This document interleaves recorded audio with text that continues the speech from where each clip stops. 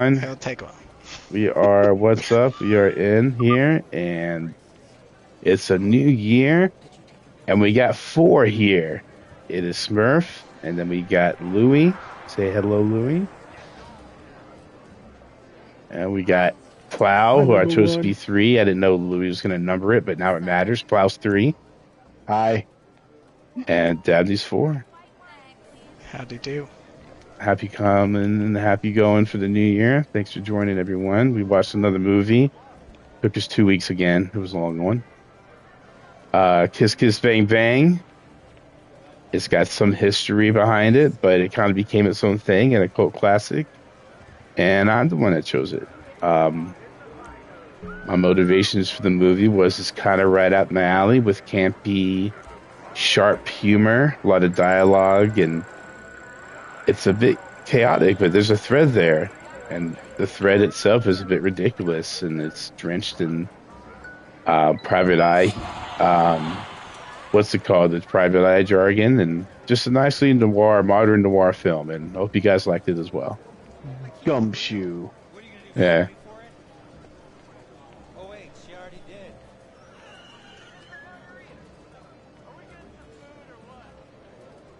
Yeah, he did.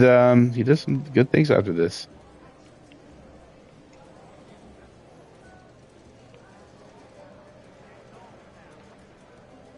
He wrote Lethal Weapon, yeah.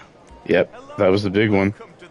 Yeah. Casino and resort. Please have a look around and enjoy He does. yourself. I think he. And I of course, think he does good. Um, not sure that the gay stuff aged super well, but I mean, it takes place when it takes place. So Yeah. it's Yeah, the gay stuff in this movie kind of came from like an empowering like acceptance of the culture, I think.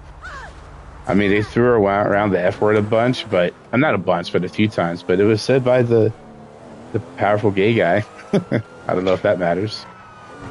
well, I thought I mean, obviously a lot of it's about Hollywood and satirizing Hollywood, or maybe not even satirizing, representing Hollywood. And I think Yeah,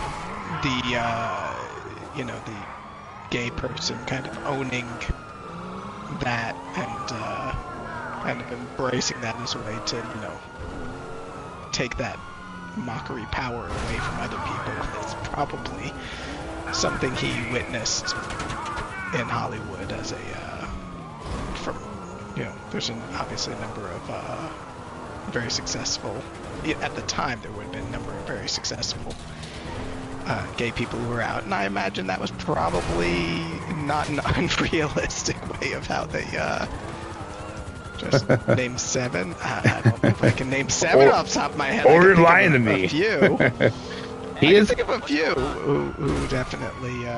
It definitely. Well, the quick kind of powerful gay combination went well with Robert Downey Jr.'s character because he didn't care. He was just worried about his own insecurities and being a high functioning weirdo.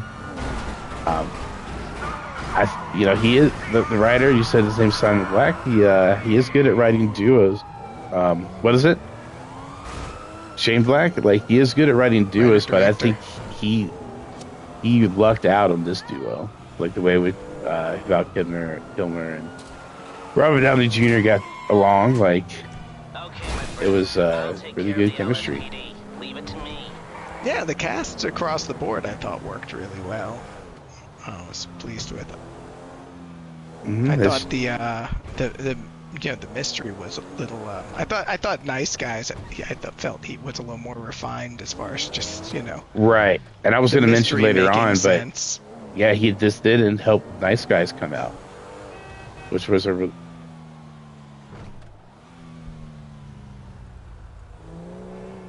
Yeah. There were several times where I had to pause and turn around to my wife and daughter and be like, "Wait, what just happened? Why? How is they making that connection?" Although, I do think that one of the, and I enjoyed the movie. I thought it was a lot of fun. I'd seen it. It's really fast dialogue. I don't know how many years and ago, and I remember liking it when I saw it many years ago, and I enjoyed it again seeing it now. I hadn't seen it in a long time, but I did think.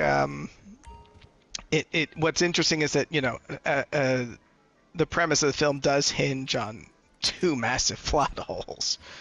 The first being that somehow he doesn't recognize the girl he totally crushed on, because somehow at 34 she looks so different from how she looked as a teenager that it's like he like, well, she reminded me of her, but I'm like,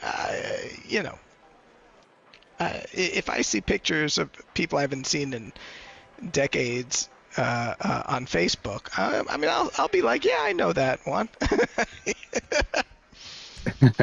Well, the fact that he not was have crushing on her then, yeah, you would think he would remember her, but I mean, it'd being her like, little what, they were sister. probably 10, and then No, now well, they're like, she left town at 16, so mhm. he Right, was so he into her- would have known. He was into her in high school when she was banging his best friend. Yeah, that's true. That's a good point. Spoiler. What was the second plot hole? Well, the second, similarly, was the idea that Corbin Burnson's character, Dexter, that he hinged his whole plan on the idea that somehow this his daughter, the fake daughter, would be photographed and no one would be like, dude, that's not your fucking daughter. I know. Oh yeah, I know her, he and that's definitely not her. It was And they're like, oh, we need to relying on it being cremate her 10 right years away later. so no one notices. But it's like, she was photographed in public. Mhm. It was a big deal. It was newsworthy that she dropped the case. Somebody would have That seen was a her big risk. and Like, been oh, it's I 10 went years. They I won't went know to what she high looks school with like. her. Yeah. Right. Apparently, no one looks the same after 10 years in the world of this movie. Just like totally, and I don't know. Hollywood, maybe. It's just like that's. I mean, he hinged the whole movie on those two people not being recognizable 10 years later, and I just thought that was kind of funny.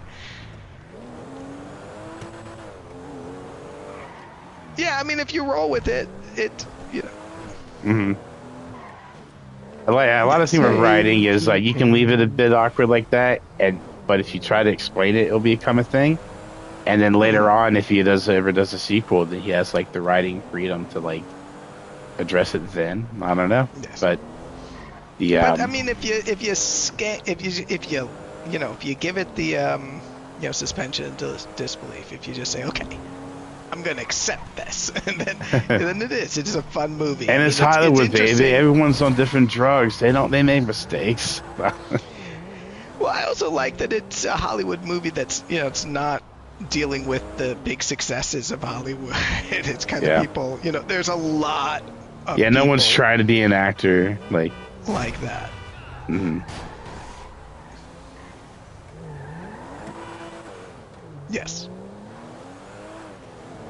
Who also, those guys had amazing chemistry, and I mean I like Nice Guys better than this one. I think it's more refined, but this was his first film as a director. So shout out to Epic, looking for the drugs, and we just got TK in here. TK, welcome. Make sure your settings are all lined up. I changed them. Yep. But Hi, so Daddy touched on TK. the plot.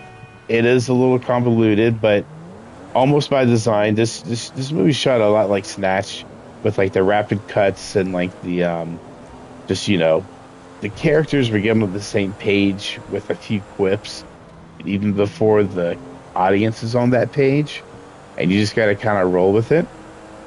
So basically, there was a guy who met a girl at a Hollywood party, and she was like, "Hey, I know you, you know me." And they tried to hook up, it didn't work out, but they ended up running into each other again because there's a few murders, separate murders, but they all link up trying to solve it. And it's really about the characters, and just a lot of this movie happened at night.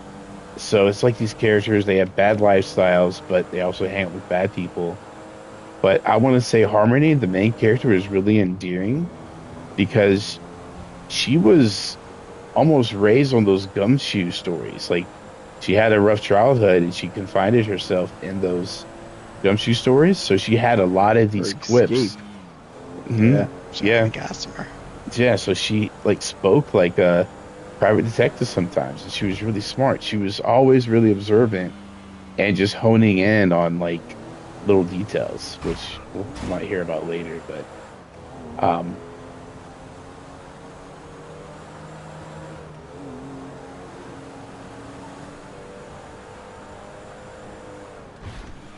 Yeah, a lot of serendipitous comedy.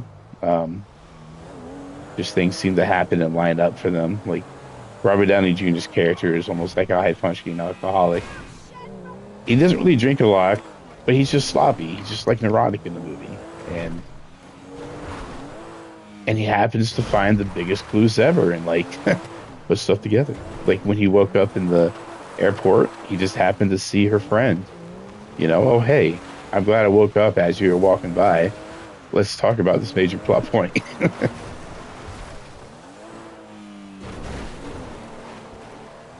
hmm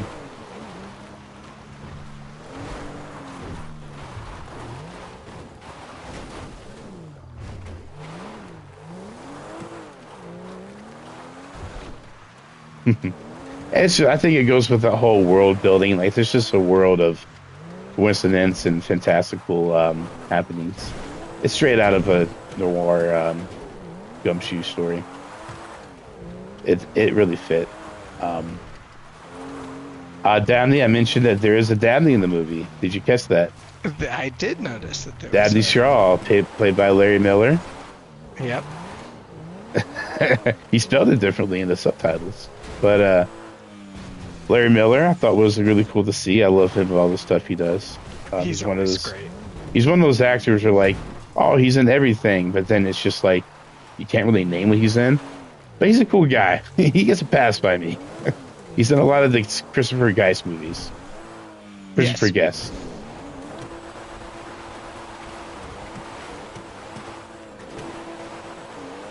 Oh. Oh, it was on stage? It was like a live performance? I vaguely remember that. Yeah. A long time ago. He is very funny in the Christopher Guest stuff. I remember him in Yeah, he's a great fit for those roles. what you call it? The one with the dogs. He was funny as hell. Hey, Bradley, Yeah, thanks for watching. He's like threatening his son, like, I will put your eye out with my thumb. it's like, yes. And I don't think Val Kilmer was really funny in this movie. He just had the dialogue they gave him. What was funny was his like mannerisms and like just he's really that calm. He always seemed like he knew what was going on, like he had a good handle on things. But he's the straight man, ironically, in the, yeah. the film, which I yeah, Gay Perry is the gay straight man. Is a joke that Shane Black was consciously making. Oh yeah, it's just laden with irony. It was just he was having a good time with that, but.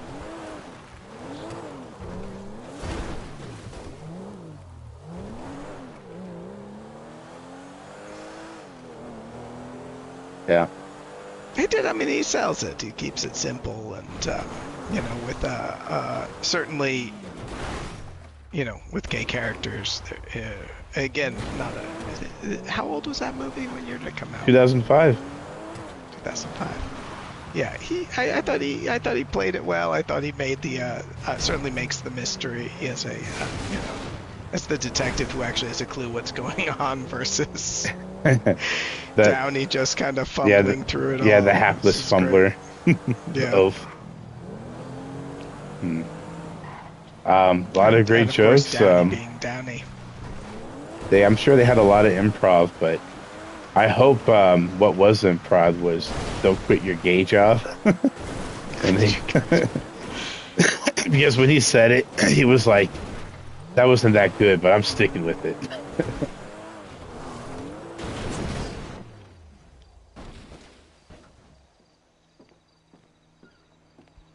I don't think so. I don't think we have. First one. No, and I'm glad you mentioned The Nice Guys because I came across that movie again and loved it, and then found out it was the same dude. So, yeah it was like a more refined version. There's another comedy buddy movie. I'll have to look it up before I waste time on it. But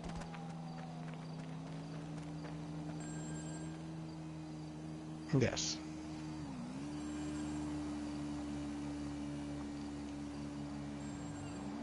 Right. And of course, And of course, Lethal Weapon.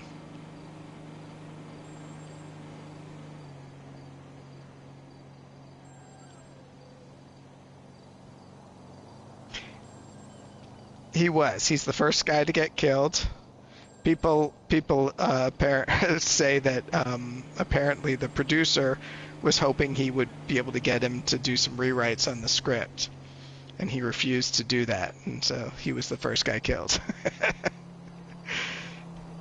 People suggesting those two things are connected, but yeah, he was supposedly they tried to get him to do a bit of a rewrite, and he just wouldn't touch the script.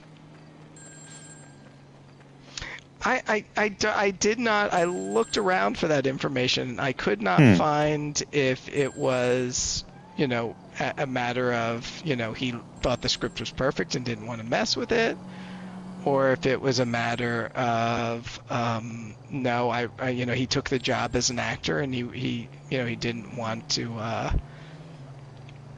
take away from his acting gig at the time. Yeah, well, some people, once they finish something, they're like, it's done, I'm over it. Like, it's a finished piece of work. This is how it is. Take it or leave it. Well, he did not write it at all. That's what I'm saying. They tried to get him to do work on the script, and he just. But again, he may have respected the script. I mean, he may have just thought it was a good script as it was, and didn't. Well, the way the movie flows, I swear, like a lot of it has to be improv, like the way it is. We're talking about this film. Yeah. Oh, because the same thing. Because I was talking about on Predator. Predator is the one he refused to. Sorry. Right. This one he wrote and directed. This was his project. Top to bottom. This was his first film as a director. He's directed since then. He directed Nice Guys, and he also directed Iron Man 3. Oh yeah, I heard Robert Downey Jr. did him a favor and was like, "Hey, let me try to get you a job on this movie."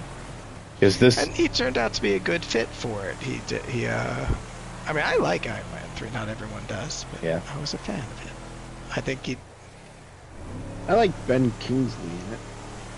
Yeah. Well, I mean,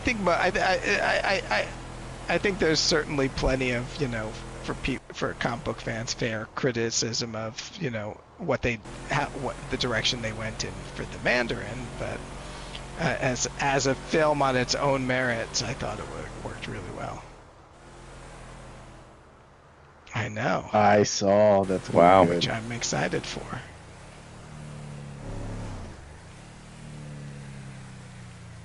Yeah, it's a tough name actually, so I'm not gonna. I don't remember. He was in, but he was also, as far as comics, he played. It's a spoiler if you haven't seen Watchmen. He's in the Watchmen TV series. He plays her husband, Regina King's husband. Yes, and I won't say any more than that.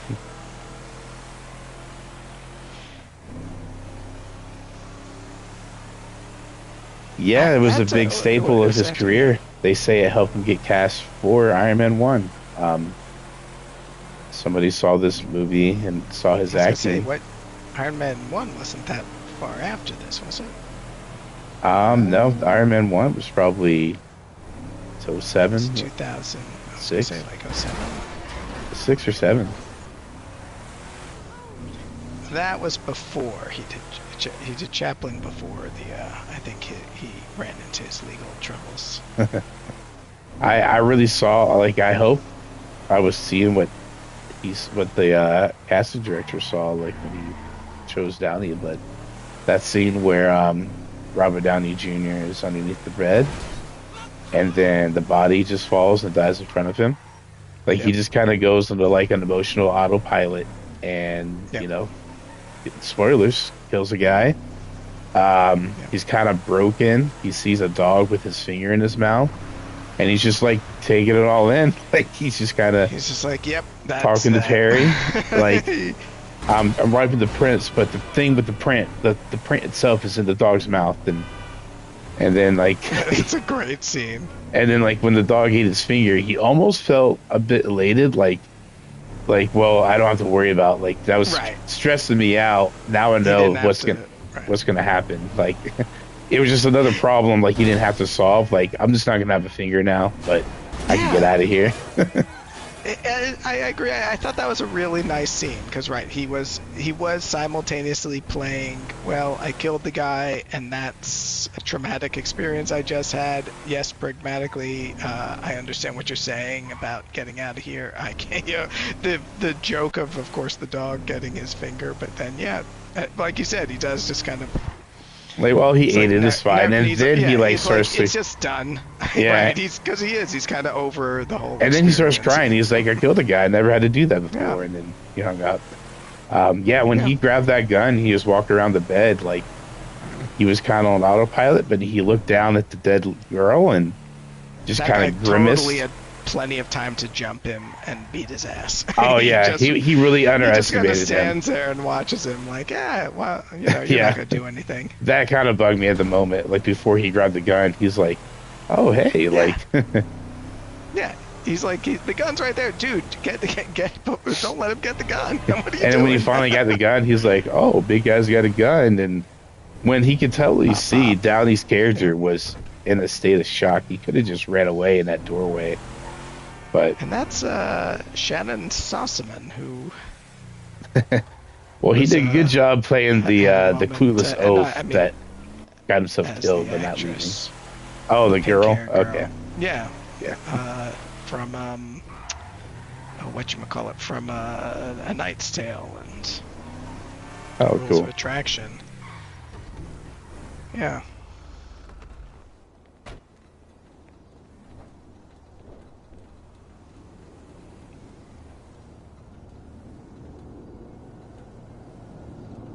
Oh, is that right? I did not realize that. Oh, she played who? Which part?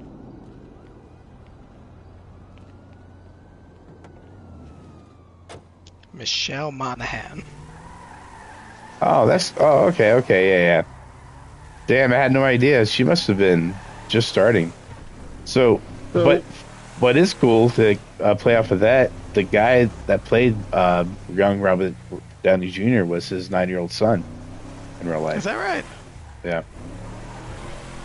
It was. Oh, what I found funny about that scene is it's obviously some type of block party or something for some type of holiday, right?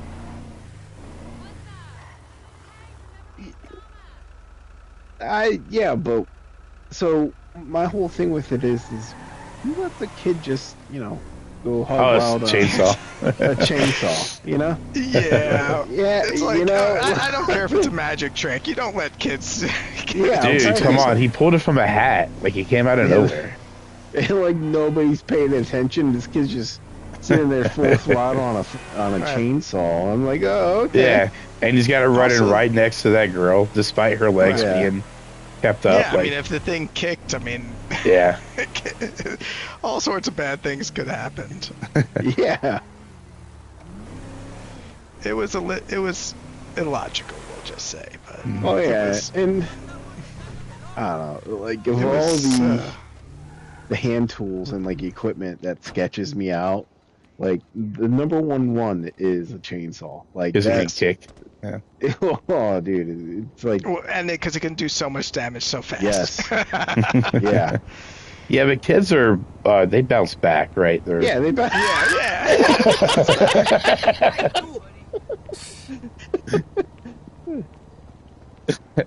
It's fine. It's fine. That was it was actually a Christmas movie.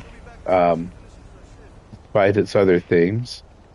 All this shit happened. It was 1 year later, Christmas, blah blah blah. Pretty much, yeah. Lethal Weapon does. Die Hard. Die Hard. Well, he wasn't involved with Die Hard. It was But just in another one of most those of- loosely most of his Christmas movies. Most of his movies, for whatever reason, he has to take place at Christmas.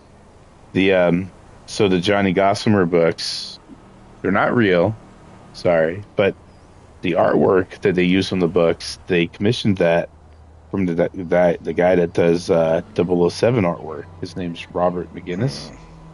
So a lot of their budget went into those book covers that they showed for like 3.5 scenes. Like not that much, but Nice. yeah, he really worked on the.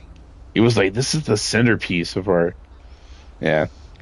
What was the footage that they used? Because this was pre-digital aging. I meant to look up what footage they were using of young, the fake Johnny Gossamer footage. Oh, I didn't look that up. Of young Corbin Burnson. Yeah, when she was like, "Oh, he came here. I saw him like that. He came in the '80s."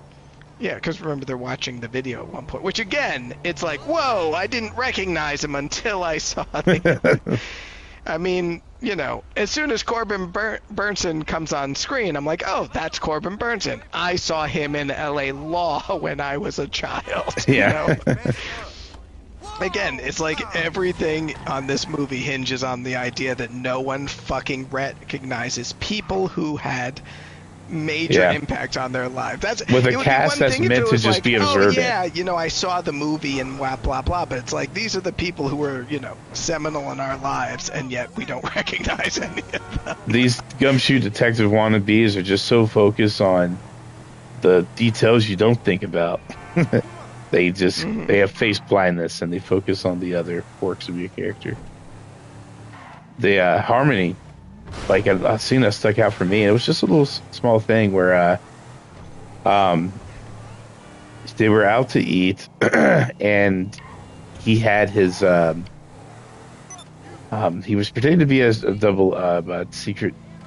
Oh, sorry, he was pretending to be an investigator, and he was taking fake notes and drawing a photo of a cat. But anyway, he gave her a fake business card of Harry the Great or whatever. Mm-hmm. And she's like, actually, you went by the Great Harry, and this isn't the way it looked. And what happened to the name? Did you get sued? You used to say abracadabra. She's so focused on small details because she's so thirsty for a story. It wasn't just oh, it was 30 years ago and I forgot how I did it as a kid. She was just oh, what's this other side story you're about to reveal to me? Let's get into that. And she was almost like the main character of the movie, just with the theme. She was the theme. She had the books, and everything else was inspired by gumshoe stories. Mm-hmm. Yeah. Yeah, which we never fully saw. We thought we saw her. I mean, I guess we... Nah. Was that her arm in the casting? Yeah.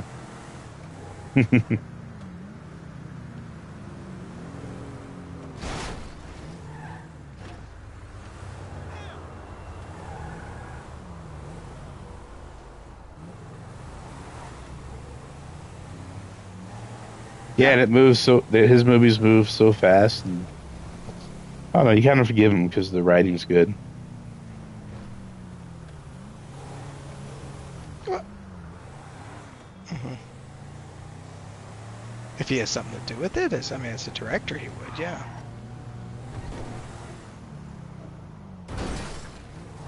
I mean, generally speaking, sometimes as a director, you would come onto a project that's already been cast, but he wrote it, he directed it, it would have been his, certainly studios can force shit on you, but he most likely would have had, significant say in casting, let's say, at least.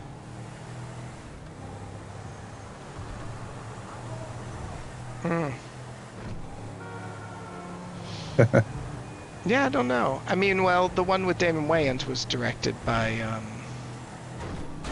was it Tony Scott? I think Tony Scott did that one, yeah. So that would have been, and Tony Scott was at the time already a pretty big name director, so. Maybe he just looks out. He writes these characters and gets the best casting ever. Yeah, certainly a lot of the movies, the people who make these movies know that all lives or dies on, on the casting when it comes to,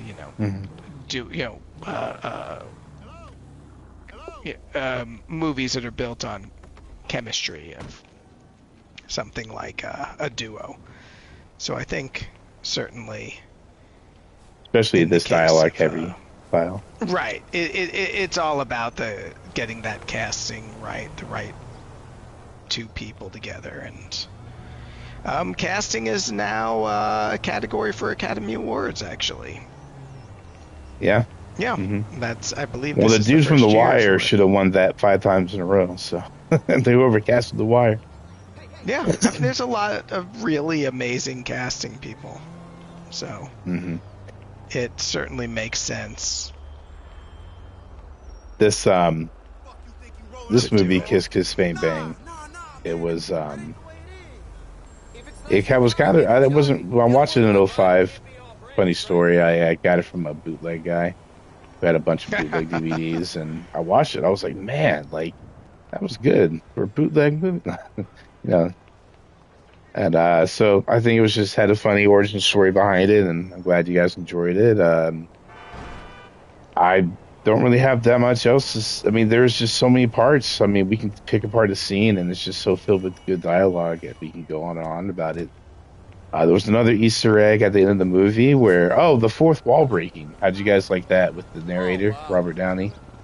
He was like, oh, I know at the end of the movie when everybody's alive, it's all cheesy. Let's just bring them all in. And then, like, everyone that died in the movie came into the hospital room. They were, like, all healthy. And he's like, I had mixed feelings about it. I think, there's kind of a different opinions about, the use of voiceover narration. Yeah. I've kind of mixed feelings about it myself, but I love it. To be honest, I haven't seen that movie. That is a feel good movie. It's a really nice. It's a nicely made movie. I think that the narration and the breaking of the fourth wall within the narration, I didn't really see it as being particularly additive to the movie. Yeah. Put it that way. I mean, it didn't upset me. I just didn't think it particularly added much in this case. I think there are other movies where it works great. Yeah. I think it was chosen on purpose. Like, let's have the most scattered person in the movie narrate it, so that it makes it that much harder to follow the strings, and the mysteries are even better when they're revealed. And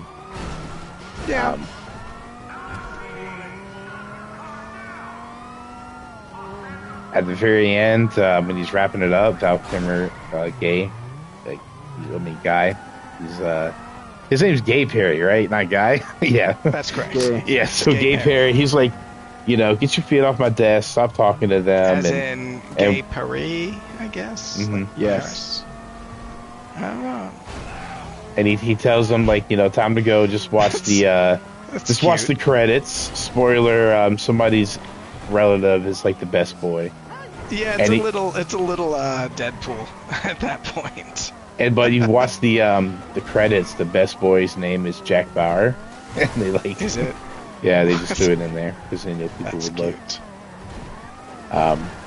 Yeah, so if you like this, watch The Nice Guys. There's another movie called, I think it's called War on Everything. It's another interesting comedy duo for detectives, but I think they're dirty. I think they're dirty cops. It's got Michael Pena, who's the comedic relief in Ant-Man. Yeah. He's something to check out. Does anyone else have anything else to Michael Pena add? was good in, what movie was that? With the cops, Last Watch? Yeah. Oh, The Last Watch, yeah. End of Watch. Yeah, he's not End bad. of Watch. End of He Watch. was also good in doing a serious role in what's it called? Jack Ryan, the series they did on. Oh, he played a serious role. I don't want to see it. He's good in serious roles. Yeah, that's cool. It would take me. I would have to get used to that, but well, It's a matter of taste, obviously. All right. Yeah, no, I don't think I have anything else to add on this film. Yeah, What cult about you, classic. I'll TK? probably watch it again in the next 2 years.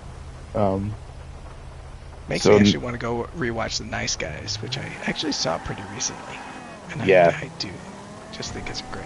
Yeah, I'm glad to hear people are aware of that movie. I thought it was like one of those under the rug films you have to discover yourself. It's a nice comedy. I didn't get a chance to see the movie. I'm just here for the entertainment. Oh. Just an omelet bar, maybe some RC cola. Next time, bring a dessert or something. Next movie, I gotta ask him, but it's Sandy, and he chose. Well, Didn't you choose like the shoes? yeah, the Red or Shoes, something? which is a classic French film. We shall see if he Actually wants to not. go with It's that. English, I think. English? Oh, It is an English film, yeah. well, now I don't want to watch it. Powell and Pressburger. I'm only watching French films this year, 2026. Now I'll ask to see if he wants to skip with it, stay with it, or change it. But yeah, if nobody has anything else to add, thanks again for joining. Happy New Year. This was the first thing I did this year besides brush my teeth. Yay. All right. Happy New Year.